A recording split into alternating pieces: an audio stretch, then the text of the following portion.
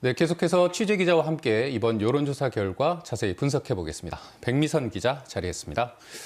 네, 이번 여론조사에서 저희가 호남의 장래 정치 지도자를 물었습니다. 가장 관심이 갔던 질문 중에 하나인데 민주당 전현직 대표에 대한 선호도가 높게 나타났죠.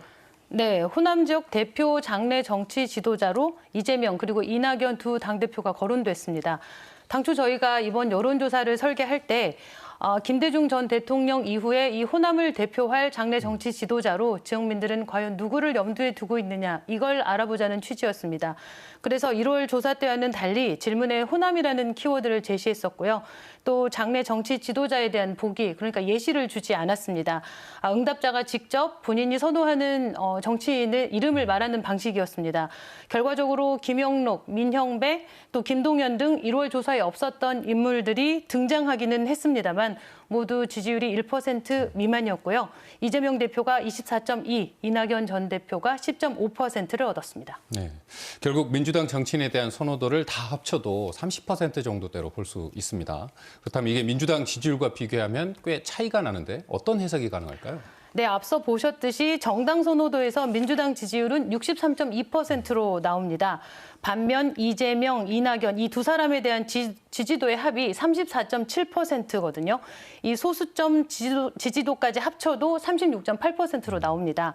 1월과 마찬가지로 민주당 정치인들이 텃밭인 호남에서 보내는 이 정당에 대한 지지율을 제대로 흡수하지 못하고 있다는 그런 결과가 나왔습니다. 다만 눈에 띄는 부분은 지난달보다 이낙연 전 대표의 지지율이 다소 올랐다는 부분입니다. 1월 조사에서 4.8%였는데 이번 조사에서 10.5%를 얻었잖아요. 아무래도 1월 조사 이후에 이재명 대표의 사법 리스크가 부각이 되면서 반사 이익을 얻은 것으로 풀이됩니다. 방금 이 대표의 사법 리스크를 백 기자가 언급을 했는데 이 체포동의안 표결 이후에 민주당 내 계파 갈등이 좀 격화되는 모양새예요. 그렇다면 이번 여론조사에서 광주 전남 민심은 이 대표가 기소가 되더라도 이 당대표직을 유지해야 한다는 응답이 절반을 넘었습니다. 이 차이 어떻게 해석해야 될까요? 우선 호남에서는 민주당 당대표와 정치인 이재명에 대한 지지를 분리해서 볼 필요가 있을 것 같습니다.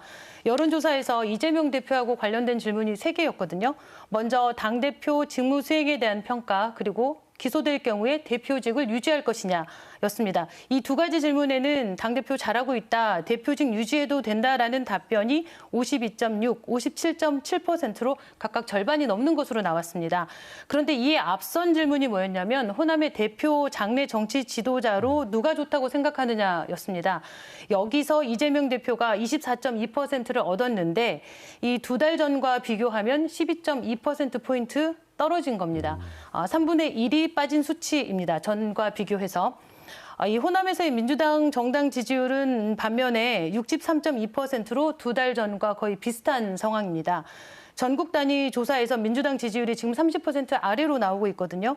이런 것과 비교한다면 견고한 호남의 민주당에 대한 지지를 다시 한번 확인할 수 있겠습니다.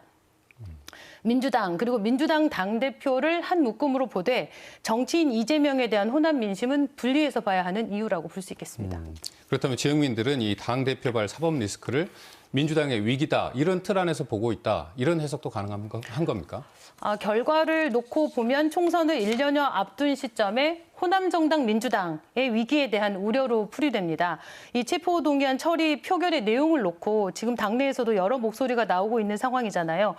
그런데 지난 1월에 이 대표가 검찰 소환에 응해야 한다는 답변의 비율이 54.3%였어요. 그리고 이번 대표직 유지에 대한 답변도 57.7%거든요.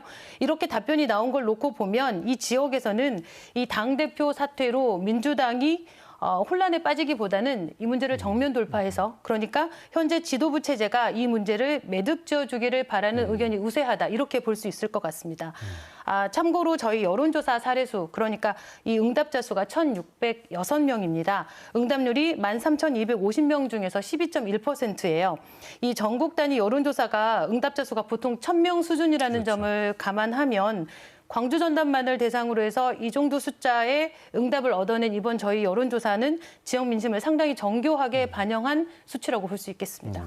마지막으로 이 단체장 평가도 한번 짚어보겠습니다. 그동안에 보면 광주 시민들은 시장에 대해서 좀 박한 평가를 하는 경향이 있고 전남 도민들은 도지사에 대해서 좀 후한 평가를 한다 이런 평가들이 있는데 이번 여론조사 결과도 좀 정리를 해주시죠. 네, 이 양시도 지사가 각각 상반된 평가를 받았습니다. 특히 강기정 광주시장의 경우에 잘하고 있다는 답변이 8%포인트 넘게 빠진 반면에 잘못하고 있다는 답변이 34.6%로 지난 조사에 비해서 5.8%포인트 늘었습니다. 이런 평가는 아무래도 지난달에 수돗물 공급 중단 사태가 가장 큰 원인이 아닌가 싶은데요.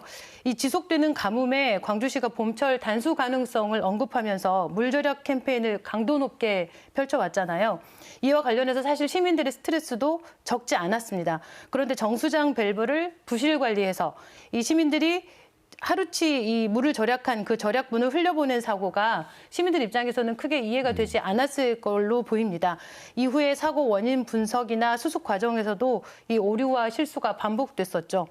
또 취임 이후에 줄기차게 불거진 이른바 이 불통 이미지, 이 부분도 한몫했다고 볼 수 있겠는데요. 시민단체 토론회에서 거친 모습을 보여주기도 했는데 이런 부분들이 결국 시장 직무 수행에 대한 부정적인 평가로 이어졌다는 분석입니다. 김용록 전남지사는 이에 반해서 긍정평가가 70%였는데 두 달 전에 비해서 2.5%포인트 상승했습니다. 네, 오늘 말씀 여기까지 듣겠습니다. 백 기자 수고했습니다.